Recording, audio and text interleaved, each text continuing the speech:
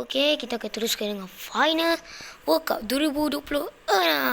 Portugal lawan France. Okey, jom kita start. Lawan dulu sini. Saya dulu lah. Tak.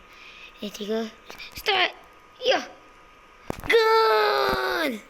1-0 France dapat jaringkan. Okey. So. Oh, no. Ya. Oh. Okey. No. Alamak, tapi satu sama Portugal. Nak jadikan gol lagi. Jadi. Terus. Why? Ya. No. 2-1. Aku tak boleh menyerah. Apa ni? Oh, tak gol. Oh no. Okay. Mana pula? Mana pula? Hiya.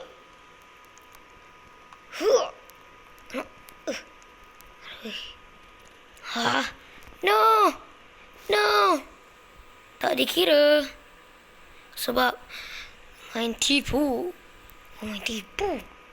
Patutlah. Tengok. Ya. Ya. Alamak, tak gol lagi. Oh no. Oh tak kira. Keseran ni. Ya. Alamak, tak gol lagi. Oh no. Alamak. Ya. Jangan. Oh no.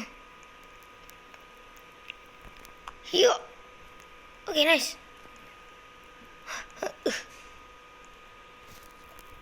Okay. Apa ni? Alamak. Aku tadi menyerah.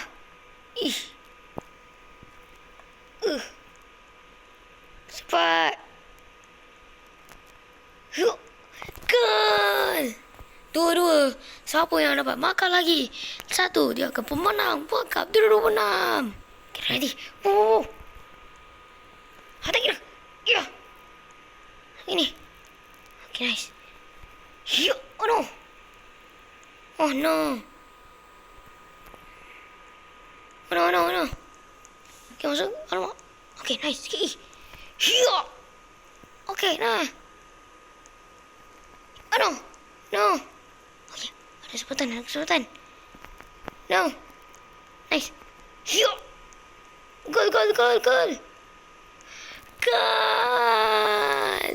3-2. Masa pun telah tamat.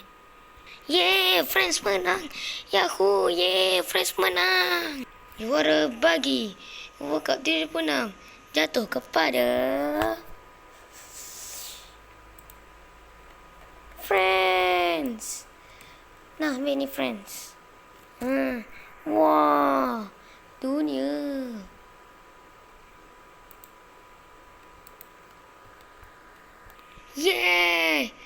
Yahoo!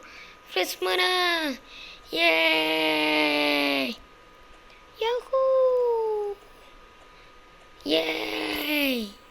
Itulah cerita World Cup 2026 menangi oleh France. Okeylah, dah habis pun cerita World Cup 2026. Aku nak minta maaf sangat yang siapa tak dapat join sebab aku post salah waktu. Lagi 2 kali aku post salah waktu. So, terima kasihlah bagi yang dah join. Aku minta maaf sangat sebab dah salah post sebab aku patutnya buat hari lain tapi hari ni aku buat. Minta maaf sangat. Okay. So, janganlah kritik apa yang aku suka. Jangan kritik. Ni. Tapi aku buat video sini. Jangan marah aku je. Okeylah. Terima kasih buat yang dah join, dah buat, yang dah tolong aku. Terima kasihlah. Okey. Itu je. Jumpa video akan datang. Zulfi di sini. Ciao.